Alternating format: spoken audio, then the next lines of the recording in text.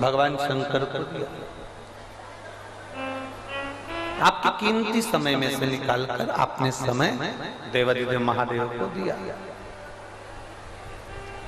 तो वो महादेव भी तो अपने समय में से निकालकर जब आपको जरूरत पड़ेगी तो आपके पास खड़ा मिलेगा ना, वो भी तो मिलेगा।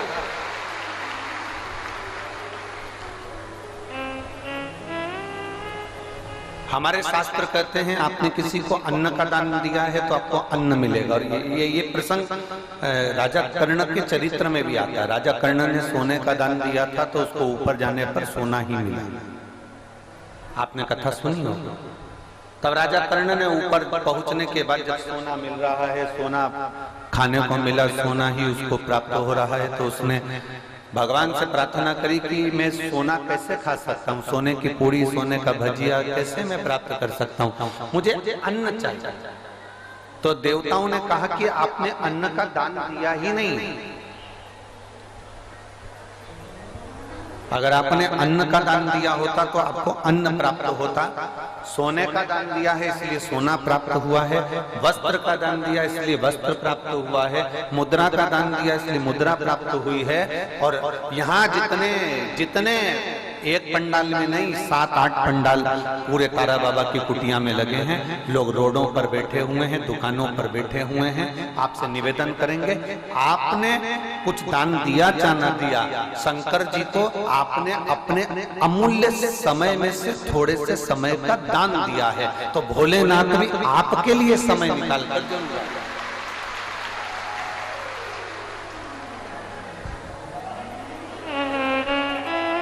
और शंभो शरणे पड़ी माँ घड़ी रे घड़ी दुख काटो दया करीन दर्शन आपको।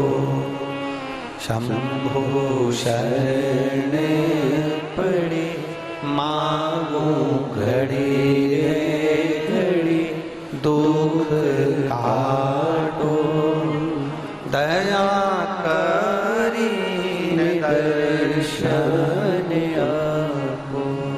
जो दिया हमने वो हमें परमात्मा देगा, जो हमने प्रदान किया भगवान उसको हमको देगा जरूर। हम जो भगवान को देते हैं वो हमें मिलता है। और केवल परमात्मा से ही मतलब नहीं, आपने संसार के लोगों को जो दिया है वो संसार के लोगों ने आपको दिया है। आप जो देंगे वो आपको मिलेगा। आप किसी को मुस्कुराहट दीजिए, स्माइल दीजिए, वो भी पलट कर आपको स्माइल जरूर देगा, निश्चित। आप किसी को राम राम कहिए, श्री शिवाय नमस्तुभ्यं कहिए, हर हर महादेव कहिए, वो भी आपको हर हर महादेव कहेगा, श्री शिवाय नमस्तुभ्यं कहेगा, जय राम जी की कहेगा। जो दिया हमने वो हमको मिला है, जो हम प्रदान कर रहे हैं वो हमको प्राप्त हो रहा है। और चाहिए ही क्या?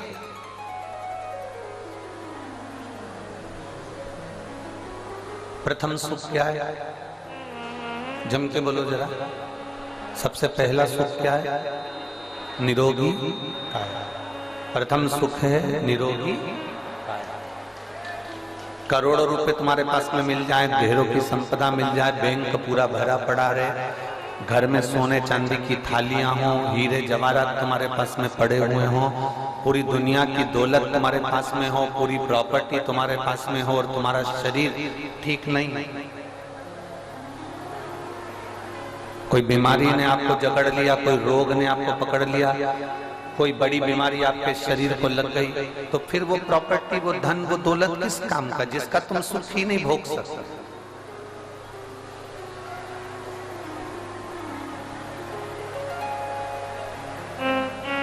कमाने के चक्कर में व्यक्ति अपने शरीर को बिगाड़ लेता है। BP, sugar, thyroid, kidney, liver, joints, ना जाने कितने कितनी बीमारियां उसके शरीर को लग जाती है। काय के चक्कर में शरीर बिगड़ा? जम के बोलो जरा। केवल कमाने के चक्कर। अब जितना उसने कमाया है, शरीर में रोग लग गया है, जो उसने कमाया है वो सारा की सारा धीरे धीरे कर कर अपने शरीर पर खर्च करता है, तो वो डॉक्टर को भरता चलेगा। कल हम जब श्री गोपाल जी, श्री गोविंद जी के घर पर पहुंचे, कोठी पर, तो वहां उनके समधी जी आए हुए हैं, दिल्ली वाले बैठे हैं। हाँ, तो समधी जी के पिताजी वो बता रहे थे उनके दामाद की दादाजी जो है और 94 के करीब में है। तो वो बता रहे थे कि 94 के करीब में होने पर गुरुदेव उनकी गौमाता के प्रति, भगवान के प्रति इतनी अविरल भक्ति है उनकी, इतनी अविरल भक्ति है कि इतनी 94 की उम्र होने के बाद भी कोई रोग नहीं है, क्योंकि भगवान की अविरल भक्ति में और गौमाता की सेवा में वो लगे।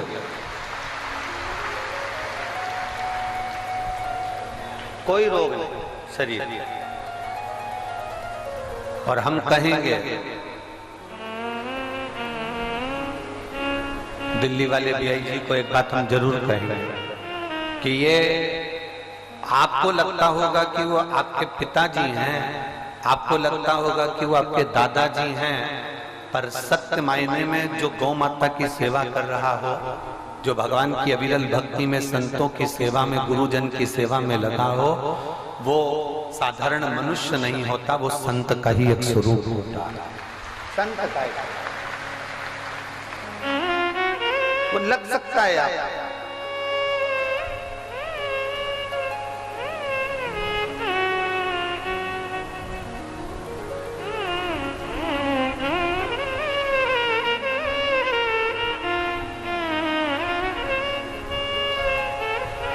ये गोपाल जी बैठे हैं, ये विधायक जी हैं आपके क्षेत्र सिरसा।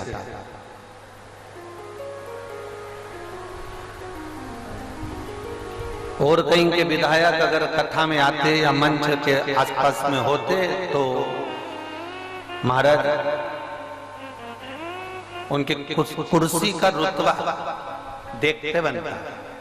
पर गोपाल जी मैं आपको धन्यवाद दे रहा हूं कि आप कुर्सी का रुतबा नहीं, तारा बाबा के चरणों का आनंद प्रदान करते हैं, उसके लिए साधु। एक व्यक्ति वो होता है कि मैं आमदार, मैं खासदार, मैं विधायक, मैं सांसद, मेरे पास ये मंत्री पद, मेरे पास वो पद, मेरे पास वो पद। पर आप ये इतने पत्र हमने यही, हम पत्र लेकर कभी नहीं जाते, हम सारे पत्र यहीं छोड़ेंगे। ऐसा कोई पत्र नहीं है जिस पत्र में तुम्हारा वर्णन नहीं, गोविंद जी का वर्णन नहीं, गोपाल जी का वर्णन नहीं है। सारे पत्रों में आप दोनों का वर्णन लिखा हुआ। हम नहीं बोलते, क्योंकि हम बोले और हो सकता है कि कहीं थोड़ा बहुत अहंकार आ जाए, तो हम पढ़ते ही नहीं, हमारी आदत है, हम नहीं पढ़ते।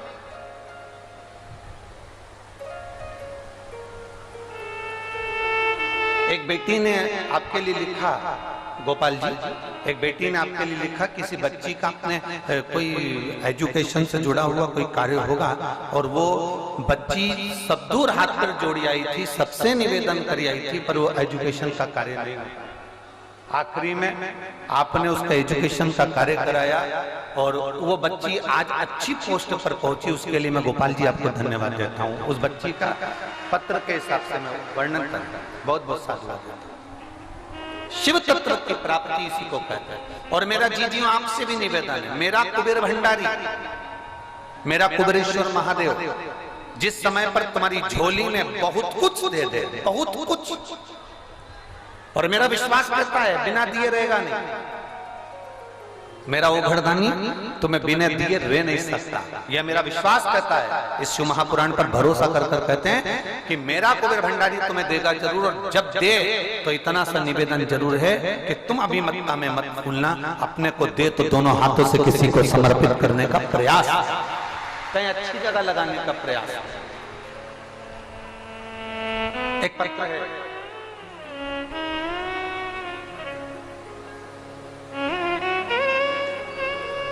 मेरा नाम सरोज रानी है, पति देव का नाम सुभाष चंद्र गोदारा है। मेरा नाम सरोज रानी है, पति देव का नाम सुभाष चंद्र गोदारा है।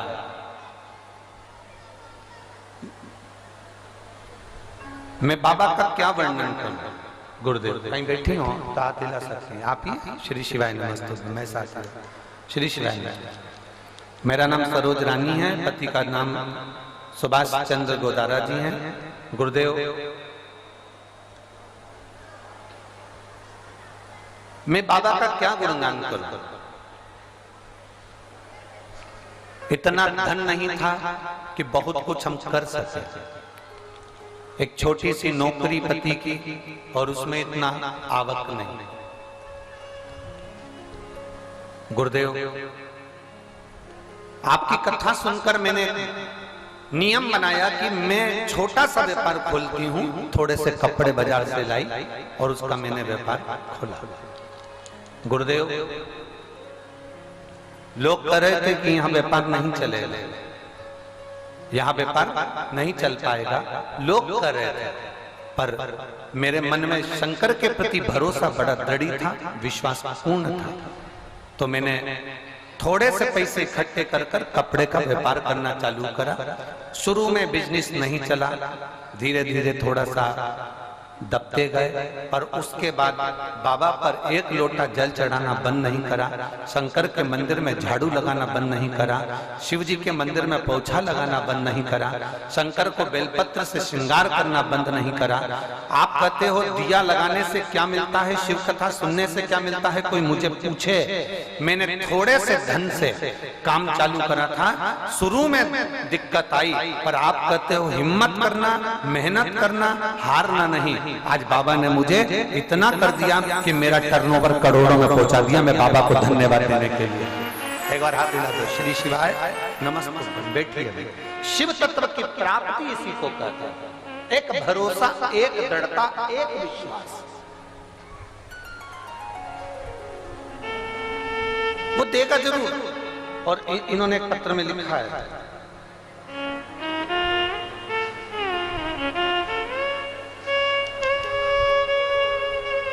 आज मेरे बाबा ने इतनी कृपा कर दी, गोविंद जी और गोपाल जी ने ऐसी कथा करवा दी कि इस कथा को सुनकर तारा बाबा से विनती करती हूँ और बाबा भोलेनाथ से विनती करती हूँ कि हमारे गांव ओडा में भी, जिला सिरसा में, बाबा ऐसी कृपा करना कि एक बार शिव पुराण की कथा वहां पर भी हो। ये भाव प्रकट करे, ये एक भाव,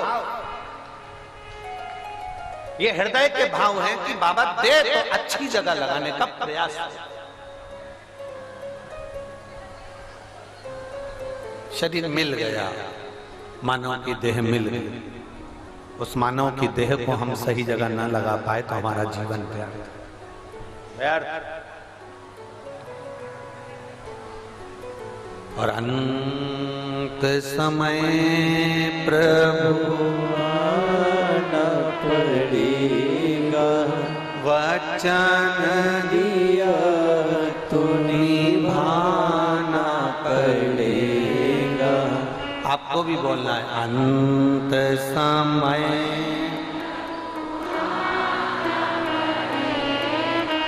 वचन दिया तो निभाना पड़ेगा। आए ना कभी अंत समय प्रभु वचन दिया तो निभाना पड़ेगा। अंत समय प्रभु वचन दिया तो निभाना। अंत समय मेरा बाबा, अंत समय मुझे निभाने के लिए आ जाए। मैं जब भगवान को पुकारूं उस समय पर मेरा देव अधिदेव महादेव मेरे सम्मुख में आ जाए। इससे बढ़कर और चाहिए क्या? इससे बढ़कर और होना क्या चाहिए?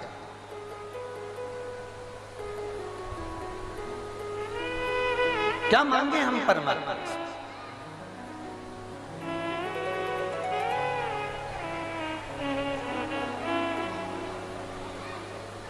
शिव अड़बंगा है,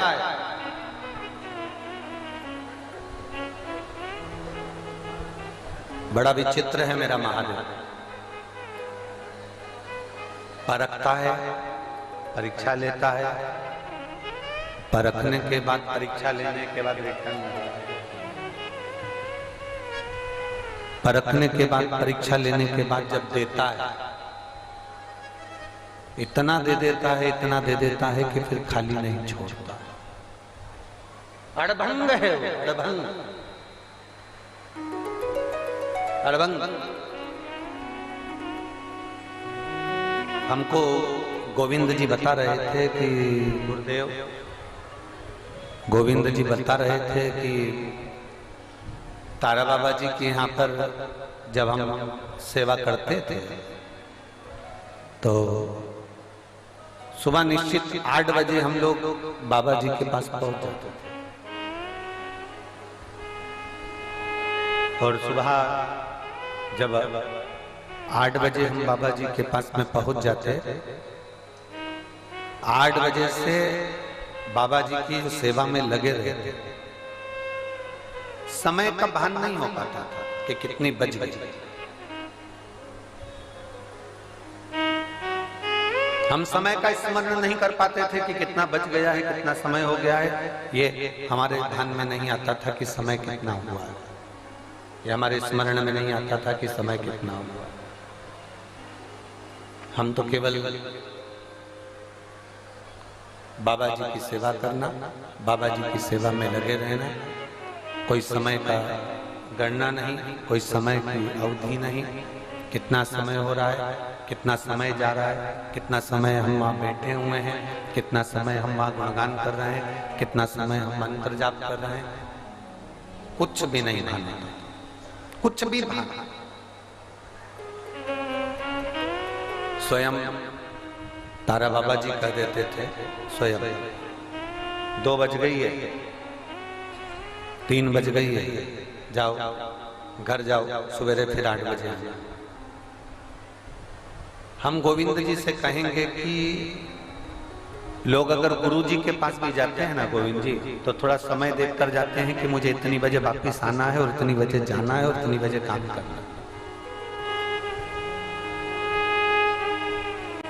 तारा बाबा जी जब इस भूमंडल पर थे, तारा बाबा जी जब इस पृथ्वी पर थे, तब लोगों ने उनको पहचाना नहीं। आप सेवा में लगे रहे, उसका फल ये है कि आज तारा बाबा की कुटिया में शिव महापुराण की कथा हो रही है। उसका फल ये है, सेवा में लगे रहे ना, उसका फल है।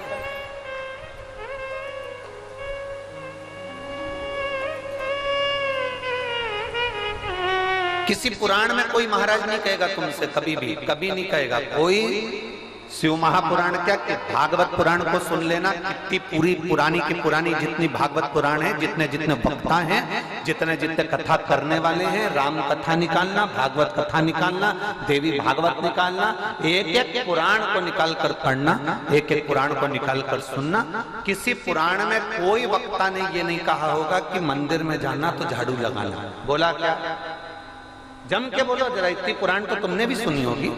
इस बाबा जी की कुटिया में भी कई पुराण होंगे जिनको तुमने सुना होगा। टीवी पर भी तुम्हारी जिंदगी निकल गई पुराण सुनते सुनते। तुम ये शिव पुराण तो अभी तो 4-5 साल से सुन रहे हो, इससे पहले तो तुम भागवत रामायण गीता का स्मरण करते। कोई ने तुमसे कहा कि मंदिर में जाके झाड़ू लगाना, कोई ने तुमसे कहा कि मंदिर में जाके पोछा लगाना।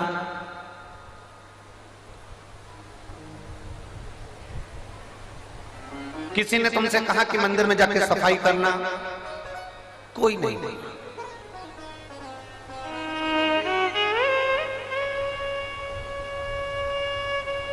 कोई नहीं। सबने कहा कि भगवान से प्रीत लगाना। हम मना नहीं कर रहे, प्रीत परमात्मा से लगाओ, प्रीत भगवान से लगाओ, हम कभी मना नहीं करेंगे आपको। पर प्रीत लगाने से पहले सबसे जरूरी है, प्रीत लगाने से पहले जरूरी है कि हम उसके चरणों के दास बने। आज गोविंद जी, गोपाल जी, आपने गुरु जी की सेवा करी होगी, तारा बाबा की सेवा करी होगी, तो ही तो कुछ प्राप्त हो रहा है। अगर सेवा नहीं करते तो गुरु कृपा कहां कर देता?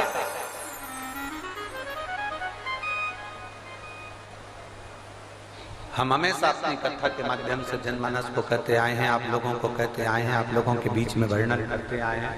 ये स्पीकर बंद है क्या सारे अंदर के? तो फिर इनमें आवाज क्यों ना आ रही है?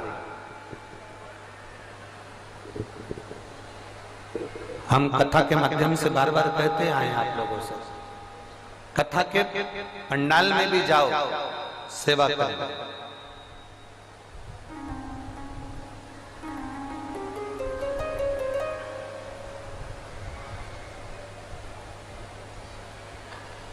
कथा के मंडप में भी जाओ तो सेवा करो, मंदिर में जाओ तो सेवा करो। और जिसको सेवा करना नहीं आता, वो एक बार गुरु नानक देव जी के गुरुद्वारे में जाकर सेवा करना सीख लो कि सेवा किसको करता है।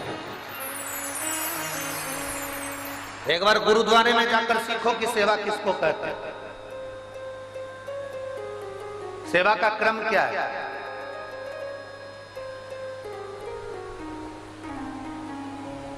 गुरु नानक देव जी ने बाले से एक बात कही थी।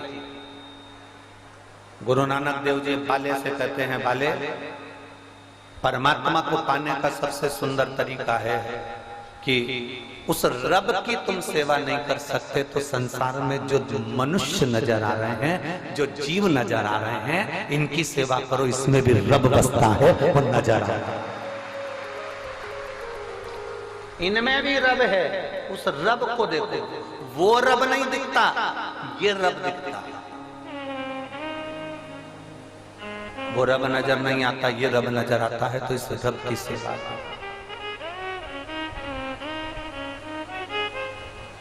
आप लोग एक भजन गुनगुनाते थे, आप लोग एक भजन का स्मरण करते थे कि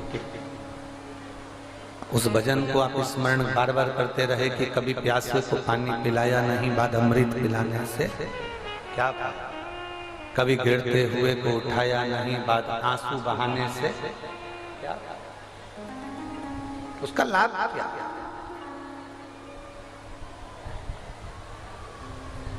ये संसार के लोगों की जो सेवा है, संसार के लोगों की जो हम सेवा कर रहे हैं, किसी को कथा सुनवा रहे हैं, किसी को पानी पिला रहे हैं, किसी को बिस्कुट खिला रहे हैं, किसी को टॉफी खिला रहे हैं, किसी को कुछ दे रहे हैं, किसी को कुछ दे रहे हैं, तो ये जो सेवा हम कर रहे हैं, ये सेवा जो हम कर रहे हैं हमारी खाली नहीं जाएगी। ये सेवा एक दिन हमारे काम जरूर आएगी।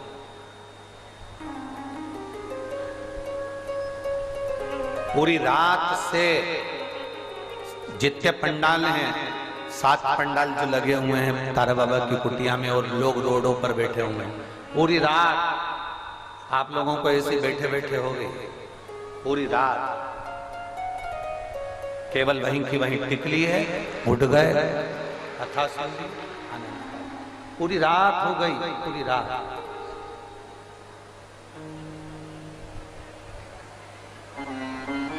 हमसे कई लोग कहते हैं, गुरुजी आप इतनी सुबह सुबह कथा रख देते हो 8 बजे से। वो तो गोपाल जी ने ये कथा सुबह 9 बजे से करवा दी, गोविंद जी ने, तो 9 बजे से। हमसे कहते हैं गुरुजी आप 8 बजे से कथा रख देते हो, इतनी सुबह से कथा। हम उनसे कहते हैं कथा विराम के एक दिन पहले की जो रात्रि है, हम उसको कथा की शिवरात्रि कहते हैं। हम उसे कथा की शिवरात्रि कहते हैं। और उस कथा की शिवरात्रि के दिन रात भर लोग आते हैं, जागते हैं, आते हैं, जागते हैं, आते हैं। तो हमारा प्रयास ये रहता है कि सुबह 8 बजे से कथा हो जाए, जिससे ये लोग रात भर के जगे हुए होते हैं, रात भर भजन करे हुए होते हैं। तो सुबह जल्दी कथा होकर ये लोग 11-12 बजे अपने घर की ओर निकलना प्रारंभ कर दें, तो शाम तक अपने अपने घर की ओर चले।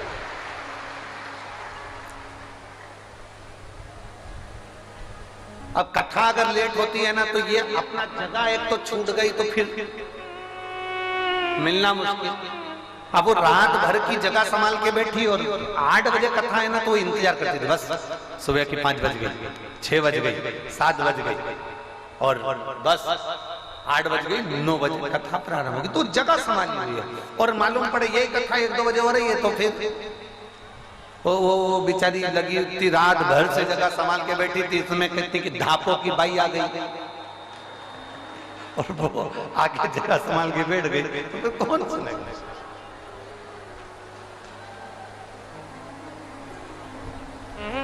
आवाज नहीं आ रही है।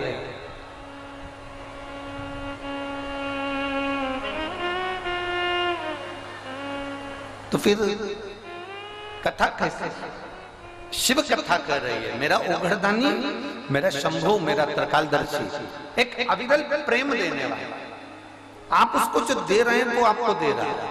आपने उसको 1 लोटा जल दिया, उस जल में उसने औषधि बनाकर आपको दे दिया। आपने उसको बेलपत्र दी, उसने बेलपत्र की औषधि बनाकर आपको दे दिया। जो पारसमणि होती है ना, ये पारसमणि का काम होता है कि लोहे को भी सोना बना देती है। पारसमणि केवल धातु लोहे को सोना बनाती है, पारसमणि लकड़ी को सोना नहीं बनाती, पारसमणि एल्युमिनियम को सोना नहीं बनाती, पारसमणि पीतल तांबा स्टील को सोना नहीं बनाती, पारसमणि केवल लोहे को सोना बनाती है। पर मेरा देवाधिदेव महादेव, मेरा शंकर का जो शिवलिंग है, वो शंकर का जो स्वरूप है, मेरा शिव और मेरी शिव महापुराण की जो पवित्र कथा है, मेरे भोलेनाथ जो शंकर के शिवलिंग के रूप में विराजमान है, वो पारसमणि से भी बढ़कर हैं। पारसमणि तो केवल एक धातु को सोना बनाती है, मेरे शंकर को चढ़ा हुआ जल जो पी लेता है उसको अमृत बना देता है। अमृत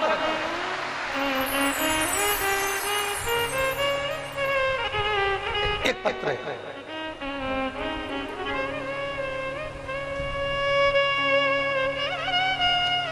इसमें उस बच्चे की पूरी रिपोर्ट लगाई गई है, पूरे एक्सरे लगाए गए हैं।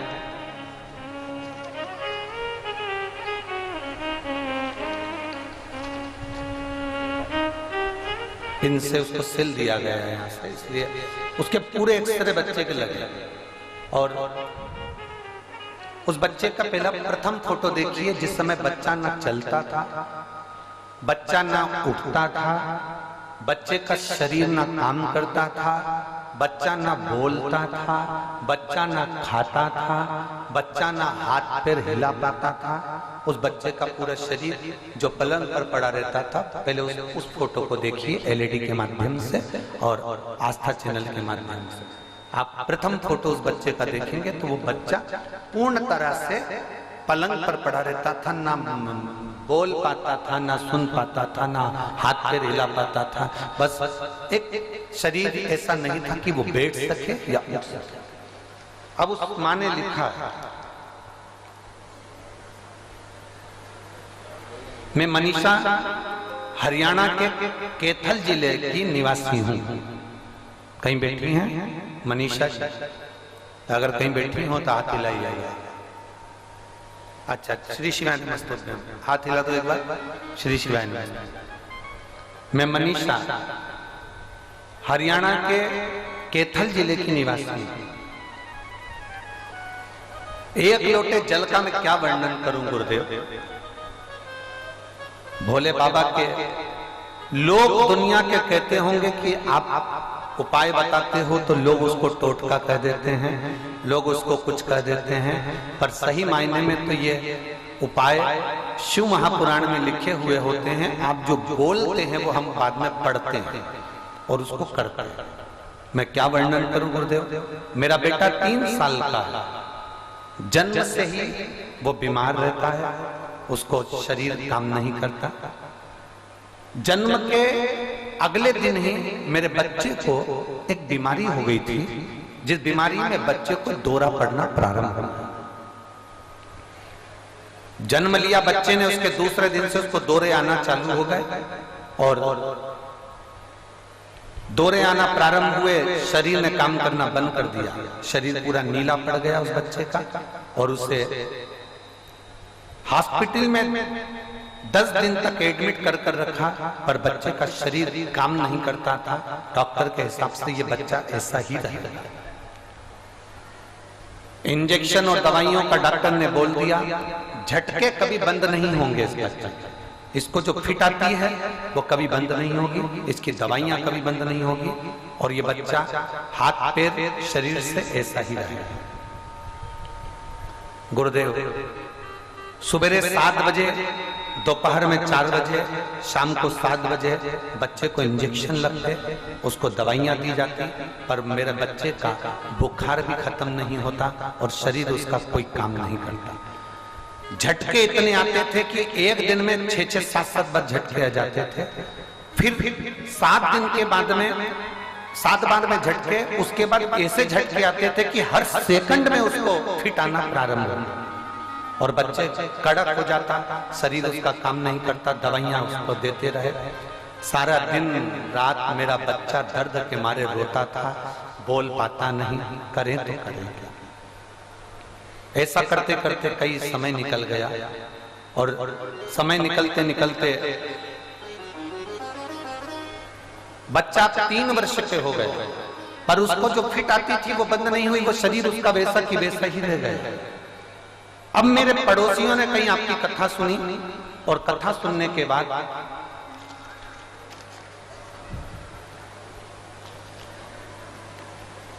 पहले तो मेरे पड़ोसियों ने कहा कि वहां चले जाओ, वहां झाड़ फूक हो जाएगी, कहीं चले जाओ तो ऐसा हो जाएगा, कहीं चले जाओ तो ऐसा हो जाएगा। दवाइयां भी ऐसी कई जगह की ली, हमने हर जगह पर दिखाया, पर उस बच्चे की तबीयत ठीक नहीं हुई। वो पलंग से उठ नहीं पाता था, पड़ा ही रहता था, हाथ पैर हिला नहीं पाता था। डॉक्टरों के हिसाब से उसको जेनेटिक्स जैसी बीमारी होने लगी और उसके दौरे बंद नहीं हो रहे। अब करें तो करें। पड़ोसन में एक शब्द कह दिया, वो सीहोर वाले महाराज की कथा आती है टीवी पर, रुद्राक्ष के बारे में वर्णन करता है, शिव पुराण की कथा करता है। हमने कथा सुनी, पहली बार हमने कथा सुनकर हमने नियम बना लिया। उस समय पर सीहोर में रुद्राक्ष महोत्सव होने वाला था, 16 फरवरी की तारीख थी। 16 फरवरी को हम सीहोर पहुंच गए। लोगों ने हमको बहुत डराया, सीहोर में भीड़ पड़ी हुई है, बहुत भीड़ हो रही है, लोग दब रहे हैं, ये कर रहे हैं, पर हम हमारे बच्चे को लेकर सीधे कुबेरेश्वर धाम पर पहुंच गए। हमने कोई होटल नहीं करी, हमने कोई भवन नहीं करा, हम कुबेरेश्वर धाम में उस जमीन पर जाकर अपने बच्चे को सुलाए और बाबा से विनती करते रहे, बाबा इसको कैसे भी बस अच्छा कर दीजिए। गुरुदेव उस समय पर रुद्राक्ष वितरण बंद हो चुका था, पर हमने एक रात्रि की जब कथा सुनी तो रात को कथा सुनने के बाद में कोई बच्चा आया और हमारे हाथ में रुद्राक्ष देकर चले गए। हम उस रुद्राक्ष को लेकर आ गए। आपने उस कथा में एक धतूरे का उपाय बताया था, वो उपाय हमने करना प्रारंभ करा और हमने 8 दिन तक अपने घर पर आकर जब धतूरे का उपाय करा, अशोक सुंदरी वाला, और बाबा की कृपा ऐसी हुई गुरुदेव कि मैं वर्णन नहीं कर सकती। हमने फरवरी में जाकर निवेदन करा और बाबा से जब फरवरी में निवेदन करा, उसके बाद में आपने एक भगवान शंकर का अभिषेक करवाया। वो अभिषेक हमने सावन के महीने का करा। जब हम सीहोर होकर आए उसके बाद उसके झटके कम हो गए और हमने जब घर में आपके बताए अनुसार शंकर जी का शिवलिंग बनाकर उसका पूजन करा, उस दिन से आज तक 14 जुलाई 2023 से आज तक झटके नहीं आए और मेरा बच्चा अब बैठने लगा, उठने लगा, खड़ा होने लगा, खेलने लगा। पहले कुछ खा नहीं पाता था, अब खाने भी लगा और अपने पसंद का काम करने लगा। मैं बाबा को धन्यवाद देती हूँ गुरुदेव, बाबा ने ऐसी कृपा करी। मैं श्री गोपाल जी को, मैं श्री गोविंद जी को भी धन्यवाद देती हूँ, जिन्होंने इस पवित्र भूमि पर आकर हमको दर्शन दिया और हरियाणा की इस पवित्र भूमि पर उन्होंने आपकी कथा को करवाया। मेरा आज बेटा ठीक है, मैं बाबा को नमन करती हूँ। बेटी ये काके बेलपत्र ले जाओ, आ जाओ बेलपत्र ले जाओ। मेरा दूसरा फोटो उसने लगाया उस बच्चे का, जब बच्चा खड़ा हो गया। दूसरा फोटो देखिए, जब बच्चा खड़ा हो गया उसको एलईडी पर देखिए। जब बच्चा खड़ा हो गया, खेलने लगा, खाने लगा, बोलने लगा, तब उस बच्चे का दूसरा फोटो उसने लगाया है। जो बच्चा 3 साल पहले से बीमार था, वो 3 वर्ष के बाद उठकर खड़ा हो गया। ये शिव तत्व है। आपका भरोसा, आपकी दृढ़ता, आपका विश्वास शंकर के प्रति होना चाहिए। इसमें किसी दूसरे के प्रति या मनुष्य के प्रति नहीं, या किसी ढोंग में या ढकोसले में या दिखावे में हमें नहीं पड़ना। हमें तो शंकर की अविरल भक्ति को धारण करना। हमें कहीं नहीं जाना, केवल शंकर के द्वार पर जाना है। और हम कहेंगे हमारे यहाँ में मत आवा, आपको जाना है, आपके पहले शंकर के मंदिर जाओ, आपके नजदीक में, आपके पड़ोस में, आपके घर के पास में जो शिवा का, आप तो वहां जाना चाहते हो। तेरे मंदिर में आना मेरा काम है और मेरी बिगड़ी बनाना तेरा। हम उसके दरवाजे तक, हम उसकी चौखट तक जाएं, हम उसके द्वार तक जाएं। और जब हम उसके दरवाजे तक जाएंगे, उसके द्वार तक जाएंगे, उसकी चौखट तक जाएंगे, तो वो कृपा जरूर करेगा, वो उदारता जरूर करेगा, वो करुणा जरूर करेगा। हम उसकी चौखट तक पहुंचे ही ना, तो फिर कैसे करें?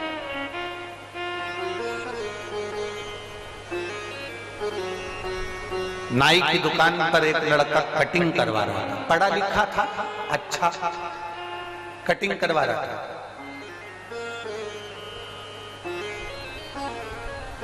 वो भगवान को बहुत मानता था और नाई जो कटिंग कर रहा था वो बहुत बोले जा रहा था। भगवान कोई होता है? जबरदस्ती महाराजों ने बेवकूफ बनाने की मशीन खोल के रखी है। क्या भगवान होता है? भगवान होता तो इतने लोगों का दुख काट देता। भगवान होता है? उसने नाई कटिंग करता जाए, बोलता जाए, बोलता जाए, बोलता जाए। पढ़ा लिखा लड़का था, घर के संस्कार अच्छे थे, तो उससे सहन नहीं हुआ। सहन भगवान होता तो सबके दुख काट देता, भगवान होता तो सबके कष्ट काट देता। दुनिया के लोग इतने रो रहे हैं, बिलख रहे हैं, भगवान कहाँ है? जबरदस्ती महाराजों ने अपना धंधा बना कर रखा है, जबरदस्ती का बिजनेस खोल के रखा है। बोलता जाए, अब वो व्यक्ति जब बोला जाए, बोला जाए, बोला जाए, कटिंग करते करते, तो वो पढ़ा लिखा लड़का, भगवान पर भरोसा करने वाला, शिव पर विश्वास करने वाला, उठ के खड़ा हो गया। कटिंग कराकर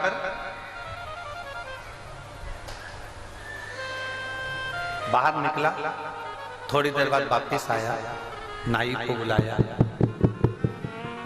नाई को बुलाया और नाई को बुलाकर कहा, ये सामने से एक व्यक्ति निकल कर जा रहा है, इसके बाल बहुत बड़े बड़े हो गए हैं, तू एक काम कर, जाके उसकी कटिंग कर। नाई बोला, मैं काय को कटिंग करूं? मेरी दुकान में आएगा, मुझसे बोलेगा तो कटिंग करूंगा ना, मैं उसके पीछे पीछे जाके कटिंग करूंगा? पहले मेरे पास आए, मेरी दुकान में आए, मुझसे कहे कि कटिंग कर तो कटिंग करूंगा। मैं क्या पागल हूं जो उसके पीछे पीछे घूमता फिरूंगा और उसकी कटिंग करूंगा? पढ़े लिखे लड़के ने कहा, बस यही मेरा भोलेनाथ है। शंकर भी कहता है, तू मेरे पास आकर बोल तो तब मैं काटूंगा ना। तू केवल कह दिया भगवान तो है ही नहीं, तो भगवान होता तो दुख काट देता, भगवान होता तो तकलीफ काट देता, भगवान होता तो कष्ट काट देता, भगवान होता तो ये कर देता, भगवान होता तो वो हो कर देता। भगवान कहते हैं, जैसे नाई कहता है कि तू मेरी दुकान पर आएगा तो मैं कटिंग करूंगा, मेरी दुकान पर आएगा तो मैं काटूंगा, मेरी दुकान पर आएगा तो मैं कटिंग करूंगा, उसी तरह भोलेनाथ भी कहते हैं, तू एक लोटा लेकर मेरे दरवाजे पर आ तो सही, मैं भी तेरे दुख काटूंगा। ये निश्चित है। और आप अगर कह दो, घर में बैठे बैठे कह दो भगवान मेरे दुख काट दे, भगवान मेरे दुख काट दे, भगवान मेरे दुख काट दे, भगवान मेरे दुख काट दे, तो भगवान भी कहता है कमाने के लिए दुकान पर जाना पड़ता है, कमाने के लिए फैक्ट्री तक जाना पड़ता है, कमाने के लिए दरवाजे तक जाना पड़ता है, सब्जी लाने के लिए सब्जी वाले के दुकान तक जाना पड़ता है, सब्जी आ भी सकती है तो भी बाहर जाना पड़ता है। कमाने के लिए जब बाहर जाते हो, कमाने के लिए जब द्वार के बाहर निकलते हो तो तुम्हारे पास में थोड़ा धन आता है, थोड़ा वैभव आता है। शंकर की कथा भी कहती है कि मुझे बुलाने के लिए मेरे दरवाजे तक आना पड़ता है, तो मैं तेरे दुख काटने के लिए तेरे दरवाजे पर जा। आप आए नहीं और सुबह हो गई, मेरी पूजा की थाली धरी की धरी। क्यों नहीं आते? कारण क्या है? किस लिए नहीं आते? क्या कारण? ऐसा क्या है जो तुम आते नहीं?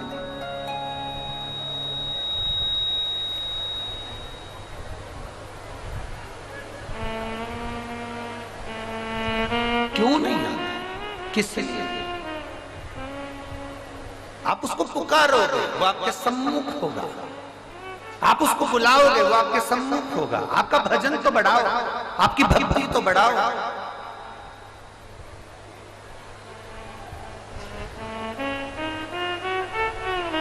अरे दुकान पर सामान खरीदने गए हो, जेब में पैसा देखते हो कि नहीं देखते हो? जम के बोलो जरा, अरे बोलो तो, देखते हो?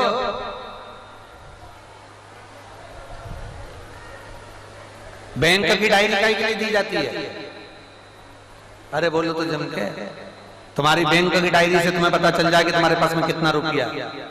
बैंक की डायरी देखते हो कि नहीं देखते हो? जम के बोलो जरा। अकाउंट देखते हो कि नहीं देखते हो? क्या हमारे पास में कितना पैसा आया, कितना गया, क्या करा, क्या नहीं करा?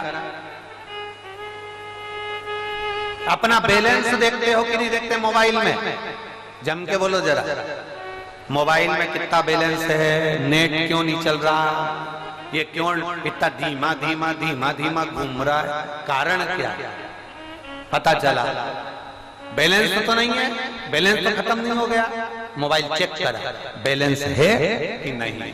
मोबाइल में बैलेंस देखते हो, बैंक में बैलेंस देखते हो, उसी तरह अपने भी भक्ति का बैलेंस देखा करो कि मेरा भोलेनाथ मेरी सुन क्यों नहीं रहा, मेरी बैलेंस कम तो नहीं है, मेरा बैलेंस कहीं कम तो नहीं हो रहा, मेरा बैलेंस कहीं डाउन तो नहीं हो रहा, मेरा बैलेंस कहीं कम तो नहीं जा रहा, मेरी भक्ति कहीं कम तो नहीं हो रही। वो बैलेंस सही है कि नहीं? बैलेंस कैसे मालूम पड़ेगा? कैसे देखोगे बैलेंस? कथा में जाओ, शिव महापुराण की कथा चालू हो, 3 घंटे की कथा में 2.5 घंटे की कथा सुनने को मिलती है। 2.5 घंटे की कथा में अगर तुम्हारा मन 20 मिनट भी भगवान शंकर की ये सी भक्ति में लग जाए और तुम्हारा मन करे कि शंकर है, शिव है, जब दुनिया का कर सकता है तो मेरा भोलेनाथ मेरा भी करेगा, तो समझ जाना कि बैलेंस पक्का है। बैलेंस पक्का है। ये तुम्हें महसूस होना चाहिए कि जब दुनिया का काम कर सकता है, पलंग पर सोए हुए बच्चे को 3 साल तक जो बच्चा न उठ पाया हो, 3 वर्ष तक जो उठकर खड़ा ना हुआ हो, 3 वर्ष तक जो पड़ा रहे, तो उसको खड़ा कर सकता है। तो जरा विचार करना, क्या मेरे दुख काटने के लिए मेरा महादेव मेरे करीब में नहीं आ सकता है? बस तुम अपना बैलेंस देखते रहो, ये विचार करते रहना कि मेरा शंकर मेरे करीब है, मेरा ओघड़दानी मेरे पास में है, मेरा शिव मेरे नजदीक है, मेरा शंकर मेरे करीब में, मेरा शंकर मेरे करीब में।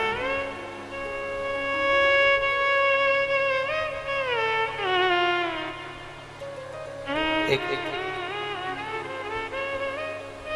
हम भगवान से हम अपनी भक्ति को तोलने का प्रयास करते हैं।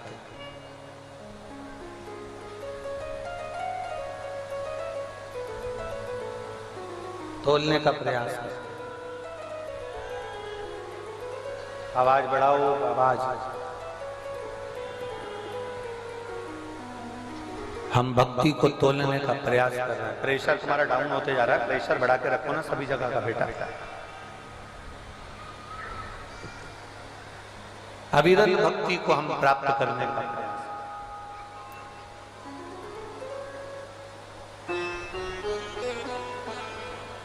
मां अपने बच्चे को कितना दूध पिलाती है, मां कभी नहीं कहती कि मेरे बच्चे को मैंने इतना दूध पिलाया, कभी नहीं कहे। बच्चा जरूर कह देगा, अभी दिवाली पे मैंने मेरी मम्मी को साड़ी ला के दी थी, बच्चा जरूर कह देगा पापा को मैंने घड़ी दिलवाई थी, मैंने मेरे भाई को ऐसा करा था, मैंने मेरे परिवार को ऐसा करा था। मां कभी नहीं कहती कि मैंने अपने बच्चे को कितना दूध पिलाया।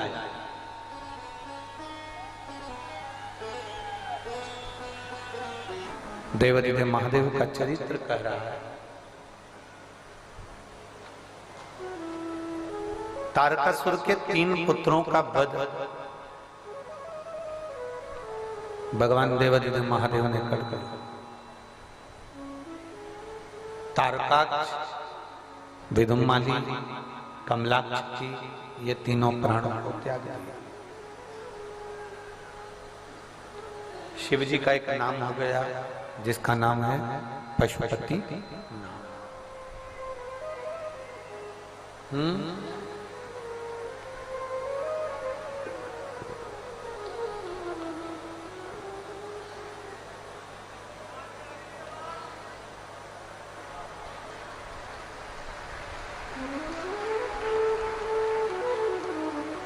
जिनका नाम है पशुपतिनाथ। पशुपतिनाथ का जो व्रत है वो पाशुपत्य अस्त्र के बराबर है।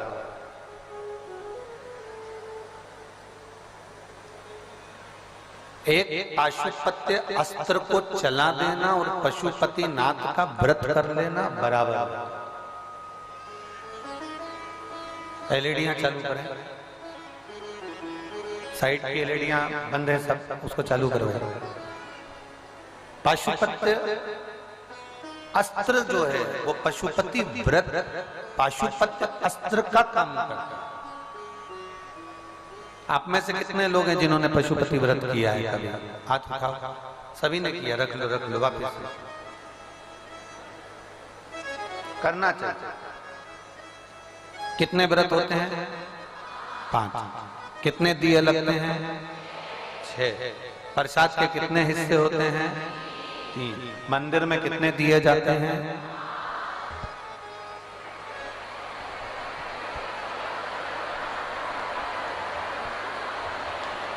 धन्य है। बोल पशुपतिनाथ भगवान की जय। मंदिर में कितने दिए जाते हैं? 6। लगाए कितने जाते हैं? 5। प्रसाद के 3 हिस्से में से कितने हिस्से मंदिर रखे जाते हैं? वापिस कितने लाए जाते हैं?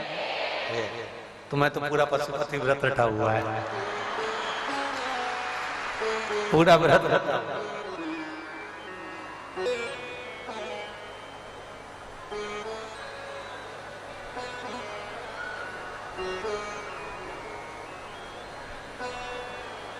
जो करा व्रत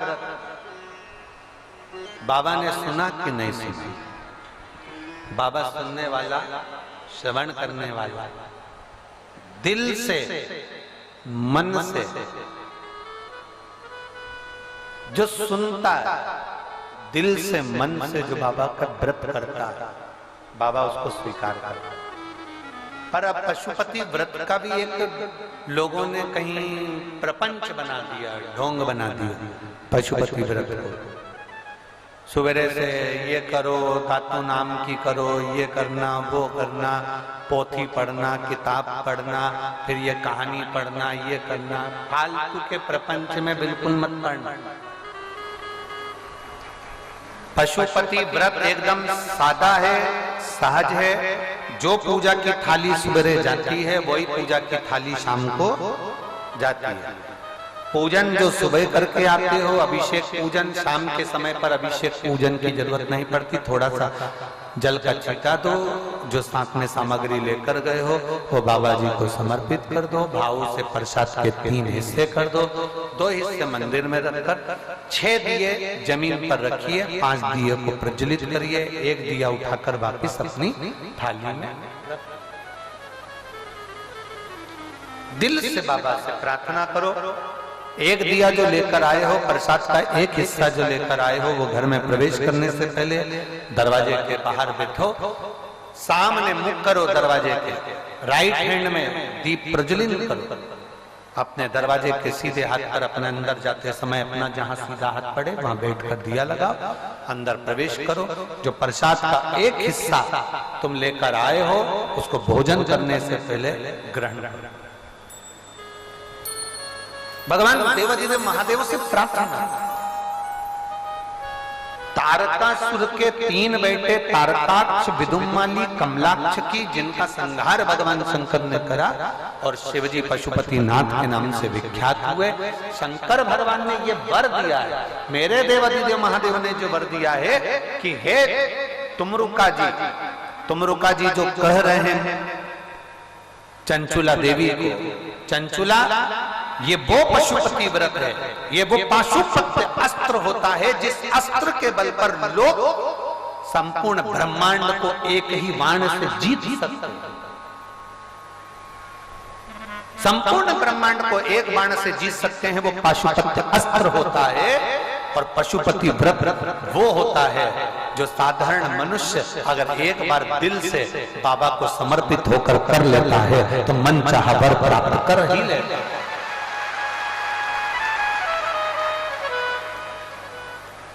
फिर समय आया, विदल और उत्पल 2 असुर हुए जो पार्वती जी की सुंदरता को देखकर मोहित थे। अब माँ तो माँ है, माता की सुंदरता तो वैसे ही रहती है, माता तो वैसे ही सुंदर रहती है।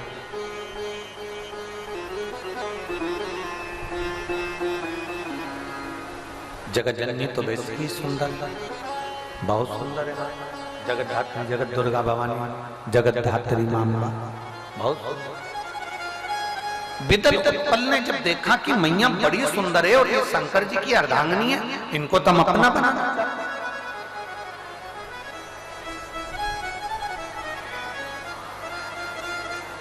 देव और असुर, इन दोनों में एक अंतर बहुत बड़ा होता है। वो समझ लेना जरा अंतर कितना बड़ा है देव और असुर में। देव और असुर में एक अंतर बड़ा होता है।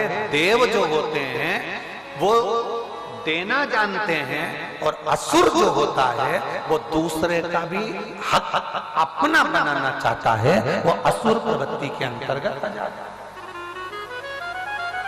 असुर प्रवृत्ति के अंतर्गत जो दे रहा है वो देव तुल्य है, जो दे रहा है वो देवता के तुल्य है।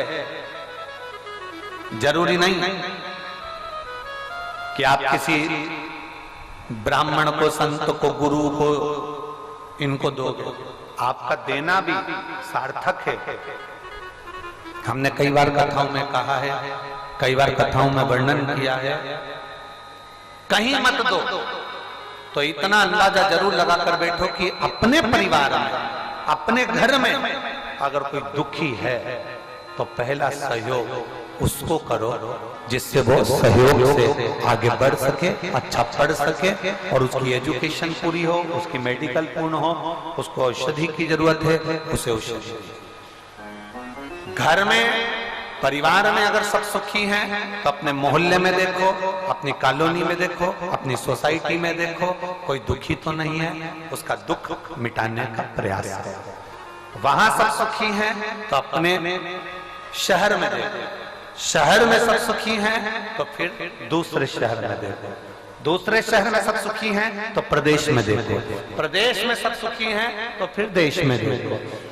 पहला प्रयास ये होना चाहिए कि हम जिनके साथ रह रहे हैं, हम जो हमारे घर के हैं, परिवार के हैं, कुटुंब के हैं, कबीले के हैं, पहले उनको देखा जाए। इनको कोई तकलीफ तो नहीं है, इनको कोई दुख तो नहीं, इनको कोई कष्ट तो नहीं, इनको कोई तकलीफ तो नहीं, पहले उनको देखा कि कहीं इनको कोई दिक्कत तो नहीं।